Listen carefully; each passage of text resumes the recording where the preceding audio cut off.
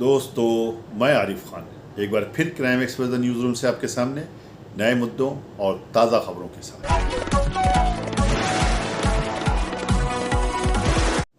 2024 लोकसभा चुनाव का प्रथम चरण 19 अप्रैल को संपन्न हो गया। इसमें रामपुर भी था, रामपुर में भी वोट डाले गए। दोस्तों, वैसे तो आपको बता दूं कि रामपुर एक छोटा सा शहर है, लेकिन राजनीतिक गतिविधियों के कारण हमेशा सुर्खियों में रहता है और पूरे देश की नज़र रामपुर पर रहती है कि रामपुर में क्या कुछ चल रहा है। इस चुनाव में भी यही था कि पूरे देश की नज़र रामपुर के ऊपर थी, क्योंकि ये आज़म खां का क्षेत्र माना जाता है और आज़म खां जहाँ पर रहते हैं वो क्षेत्र सुर्खियों पर रहना स्वाभाविक है। इस तरह से रामपुर में भी इस बार सुर्खियाँ इसलिए थीं कि जिस कैंडिडेट को समाजवादी के उतारा गया था उसको आज़म खां ग्रुप का कोई समर्थन नहीं मिला था, लेकिन अखिलेश यादव के भेजे कैंडिडेट मुहिबुल्लाह को लोगों का काफ़ी समर्थन मिला और चुनाव होने तक काफ़ी लोगों ने मुहिबुल्लाह का चुनाव लड़ा वोट दिए, मुहिबुल्लाह को वोट दिए और उनको घनश्याम सिंह लोधी के मुकाबले में लाकर बराबर से खड़ा कर दिया। इस तरह से ये चुनाव हुआ। देख सकते हैं कि रामपुर के ज़िलाधिकारी और पुलिस कप्तान अपने दल बल के साथ में घूम रहे हैं। चुनाव शांतिपूर्वक संपन्न कराने के लिए पूरी कोशिश में हैं और रामपुर में शांतिपूर्वक चुनाव संपन्न कराने में रामपुर पुलिस प्रशासन का बड़ा हाथ रहा। लेकिन बीच बीच में शिकायतें भी हुई। कुछ लोगों ने ये भी शिकायतें करी कि उनको पुलिस ने वोट नहीं डाले गए। कुछ महिलाओं ने कहा कि उनके हाथ से पर्चियाँ छीनकर फेंक दी गईं। कुछ लोगों ने कहा कि सीओ और उनकी साथ में उनके दल बल पुलिस वालों ने उनके साथ में आकर बदतमीज़ी करी और उनको खदेड़ कर निकाल दिया। इस पर महमूद प्राचा जो सुप्रीम कोर्ट के वकील हैं और रामपुर से आज़ाद उम्मीदवार हैं, वो आए और उन्होंने सीओ से काफ़ी वाद विवाद हुआ और यहाँ तक बात हुई कि उन्होंने सीओ की एफआईआर तक कराने की बात कही। बहरहाल वो तो सब अपनी जगह पर बातें थीं, लेकिन ये चुनाव संपन्न हो गया।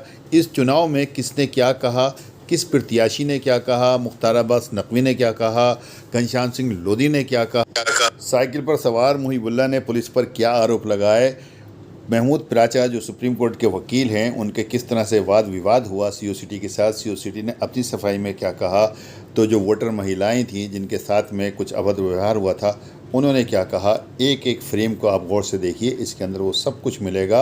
और इसके अलावा ज़ीशान खां जो बसपा के प्रत्याशी हैं उन्होंने भी अपना दर्द किस तरह से बयान किया। उन्होंने यहाँ तक कहा कि हो सकता है कि मैं रहूं या ना रहूं, मैं जेल चला जाऊं, लेकिन आप लोग वोट डालते रहिए और अपने हक़ का, अपने वोट का इस्तेमाल ज़रूर कीजिए। इसमें आपको एक एक फ्रेम वो चीज़ें देखने को मिलेंगी, वो बातें देखने को मिलेंगी जो आपको इससे पहले शायद किसी और चैनल पर नहीं मिली हों। इसलिए आपसे ये गुजारिश है कि बिना स्किप किए हुए इस वीडियो को पूरा ज़रूर देखें। थोड़ा लंबा है, लेकिन इस प्रकार की वीडियो कभी कभी बनती है।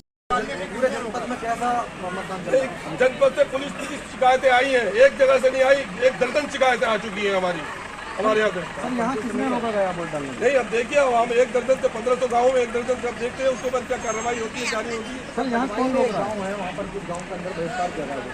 नहीं, पटवाई में क्या सेवनी में जो है वो ऐसे जो परेशान किया, वहाँ पर क्या कहते हैं वो शिकायत दर्ज कराई गई है। अब हमारे वोट को देना डल गया हमारे। अब ये आई है लेडीज, इनके वोट डल गए। ये देखिए इनका वोट डल चुका है। दो आईडी लेकर आई है, दिखाइए ये दो आईडी लेकर आई है। ये कह रही है कि मेरा वोट डल चुका है। ये क्या है? ये एक पर्टिकुलर एक कम्युनिटी के साथ मजाक नहीं तो और क्या है ये? पूरे जुनून और जज्बे के साथ हमारे प्रजातंत्र की ताकत को मजबूत करने के लिए नरेंद्र मोदी जी के नेतृत्व में जो सुशासन का एक बेहतरीन समय चल रहा है उसके लिए जम करके मतदान करना शुरू कर चुके हैं। और मेरी अपील है कि हर मतदाता अपने मताधिकार का इस्तेमाल अपने पोलिंग बूथों पे करें। पहला ऐसा मौका है कि जब आज़म खान का पूरा कुनबा एक बार के चुनाव से बिल्कुल गायब दिखाई पड़ रहा है, विद्रोह की स्थिति हमें थोड़ा पा। देखिए, ये अच्छी बात है कि नवाबो आज़म न नवाबों के साए में ये चुनाव हो रहा है और न ही किसी नवाबो आज़म के साए में ये चुनाव है। और ये जो है प्रजातंत्र के लिए बेहतर है। लेकिन एक महत्वपूर्ण चीज़ मैं देखता हूँ कि एक तरफ समाजवादी टीपू और दूसरी तरफ सामंती सुल्तान। अभी समाजवादी टीपू और सामंती सुल्तान संविदा की सरकार का जो सपना देख रहे हैं वो सपना भी, उस सपने का भी सुपड़ा साफ होगा। इस बार अखिलेश यादव जो है एक बार ही प्रचार करने में आए, रामपुर से बिल्कुल दूरी बना दिखाई पड़ी। लगातार बीजेपी के स्टार प्रचारक यहाँ पर रहे, कितना फर्क? प्रचार न किया हो लेकिन दुष्प्रचार तो बहुत किया ना। अब दुष्प्रचार तो ये चाहे समाजवादी टीपू रहे हो और चाहे सामंती सुल्तान, ये मिलजुल करके करते रहे। अब इनका एक समय था कि दो हंसों की जोड़ी बनी थी और फिर वो जो है वो बारी बारी बिछड़ गए। एक बार फिर से जो है साथ में है, लेकिन राहुल अखिलेश आप रैलियां भी तमाम जगहों पर कर रहे हैं, लेकिन इधर क्या पूरा बेल्ट खाली रहा है। देखिए, ये जो चुनाव है, ये चुनाव बहुत विपरीत परिस्थितियों में है। वैसे हर चुनाव होता है, लेकिन आज पूरी दुनिया में आप देखिए किस तरह की उथल पुथल है, किस तरह के माहौल दिखाई पड़ रहे हैं। एंड इन सर्कमस्टेंसेज में आज एक संविदा वाली सरकार नहीं चाहिए, बल्कि परफेक्ट सरकार चाहिए। कॉन्ट्रैक्ट सरकार नहीं, बल्कि परफेक्ट सरकार चाहिए। और ये लोग क्या है कि संविदा की सरकार की तुम 6 महीने प्रधानमंत्री बन जाओगे, तुम 6 महीने बन जाओगे, तुम 7 महीने बन जाओगे, तुम 8 महीने बन जाओगे। लेकिन देश का क्या होगा इसका आपको अंदाज़ा जब ये रहे तो हुआ है। देखिए, आज लोकतंत्र का पर्व है और अपने मत का हर एक को प्रयोग करना चाहिए, क्योंकि 5 साल में ये पर्व आता है।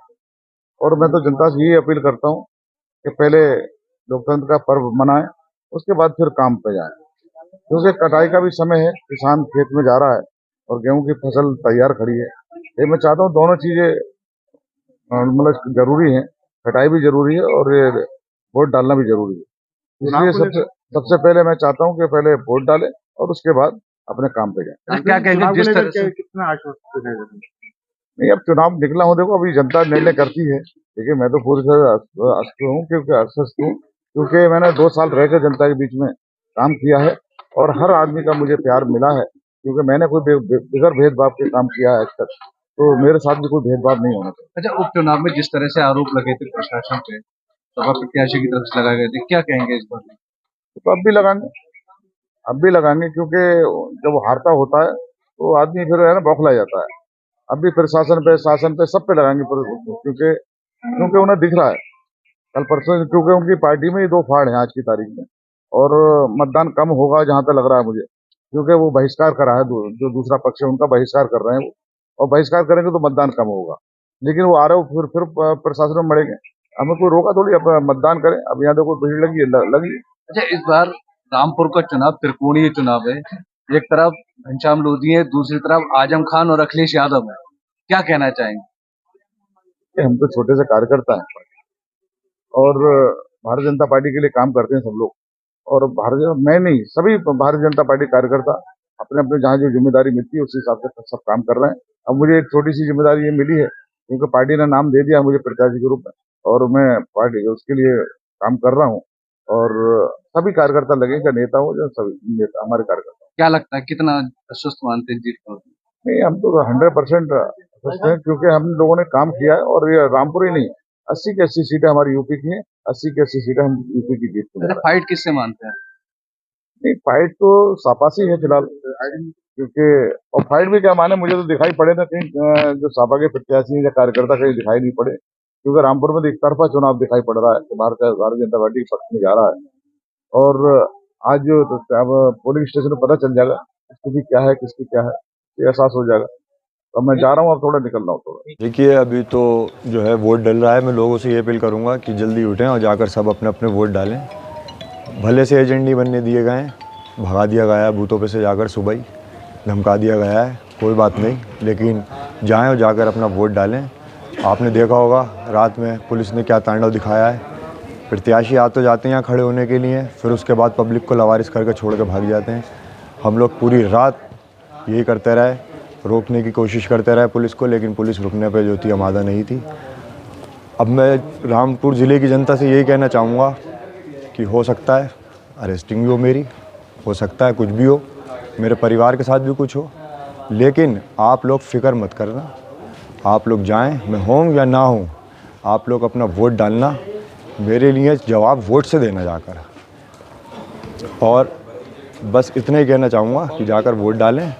और चुनाव बहुत अच्छा है हमारा, चुनाव जीता हुआ चुनाव है हमारा, पुलिस का तांडव रुकने पे बिल्कुल वो नहीं है। आप लोग जाकर वोट डालें, बस मेरी फिक्र मत करना, मैं रहूँ या ना रहूँ, आप लोग अपना वोट डालना। हो कुछ भी सकता है मेरे साथ। भाई, आपने किसी शिकायत की ऊपर? जी, शिकायत कही। कल मेरे चाचा साहब कहाँ गए, परसों गए, सीओ साहब से मिले, सबसे मिले, थाने जाते रहे, लोगों से मिलते रहे कि छोड़ो। जब थाने पहुँचे तो सीओ साहब नहीं है, एसपी साहब नहीं है, यही होता रहा। ये पूरी रात थाने और इधर जाते रहे। क्या था पूरा मामला? नहीं, वो वोटर ने और एक महिला ने हमें, मैं तो आया था यहाँ पे, मुझे बताया था कि यहाँ पे सीओ साहब और दूसरे पुलिस के बहुत सारे अधिकारी वोटर्स को धमका रहे हैं, मार रहे हैं, और एक और भी बूथ में बुलाया गया था मुझे, तो मैं वहाँ भी गया और उसके बाद मैं यहाँ आया भाग के, क्योंकि यहाँ की खबरें आई, तो मैंने देखा कि हाँ बाहर जाते हुए 2 लोगों ने, एक महिला और एक पुरुष ने मुझे बोला कि सीओ साहब ने हमारे दस्तावेज़, आधार कार्ड और दूसरे छीन लिए और हमें भगा दिया है, वोट नहीं देने दिया। तो मैं अंदर उनके साथ लेके आया और मैंने सीओ साहब से को आइडेंटिफाई कराया उससे, तो उन्होंने बोला हाँ ये सीओ साहब हैं जिन्होंने हमारे से वो आधार कार्ड छीना। फिर मैंने सीओ साहब से निवेदन किया, नम्र निवेदन किया कि इस प्रकार से तो आपने उचित नहीं किया, ये अपराध होता है। तो उन्होंने कहा कि हमने ऐसा किया ही नहीं, पर वो जो वोटर थे उन्होंने कहा नहीं इन्होंने ही छीना है। तो फिर हमने यहाँ के जो लोकल थाने के ये बात है, संजीव कुमार जी हैं जो वहाँ पे एक वोटर को धमकाते हुए अभी मारते पीटते दूसरे बूथ पे पकड़े गए थे, वो यहाँ में मिल गए। तो हमने जो धारा 154 है CRPC की, उसके तहत हमने उससे कंप्लेंट ओरल कराई, कंप्लेंट, क्योंकि लिखने का अभी समय नहीं था। उन्होंने ओरल कंप्लेंट सीओ साहब के खिलाफ SHO साहब को की है। अब देखते हैं SHO साहब अपने सीओ साहब के खिलाफ FIR करते हैं नहीं करते हैं, या भारत के संविधान और कानून का उल्लंघन करते हैं, क्योंकि ललिता कुमारी नाम की जजमेंट एक है सुप्रीम कोर्ट की जजमेंट, वो ये कहती है कि 154 CRPC में अगर कोई ओरल कंप्लेंट भी देता है वादी, तो SHO साहब को उसमें उसकी रिटर्न कंप्लेंट में कन्वर्ट करके उसको कॉपी देनी चाहिए। चुनाव के डायरेक्शन देखते हुए बिल्कुल लोकतंत्र का अधिकार है, सबको वोट डालने का अपना अधिकार है, सब वोट डाल के आ रहे हैं। पुलिस पे या किसी के आरोप प्रत्यारोप तो लगाना आसान है, ऐसा कुछ नहीं, किसी को वोट डालने से किसी को रोका नहीं जा रहा, सब लोग वोट डाल के जा रहे हैं। सब गुरगाली दे रहा, निकाल ला, हटो हटो। कौन निकाल रहा है? कौन निकाल? निकाल रही, धुक्का भी दे रही, ऐसे थोड़ी ना होता। वोट डालना है, मेरे वोट ले लिया, आधार कार्ड। कौन लोग हैं वो? 4 ऑटो को रोक रखा है। पुलिस के लोग हैं क्या? कौन लोग हैं? पुलिस के? और क्या मैंने मेरा वोट दिया था, तो जाओ निकलो यहाँ से। जाली वोट डालेंगे, जाली वोट तो जब डलेगा, जब निशान होगा, देखिए हम पहले आईटी कह रहे हैं मेरी स्लिप कह रहे हैं। तो इस तरह से छिटपिट घटनाओं को छोड़ रामपुर का मतदान निपट गया। पूरी दुनिया की नज़र रामपुर के मतदान के ऊपर थी, सारा देश टकटकी बांधे देख रहा था, लेकिन रामपुर पुलिस प्रशासन मुबारकबाद का मुस्तहक है कि शांतिपूर्ण तरीके से पूरे चुनाव को निपटाया गया।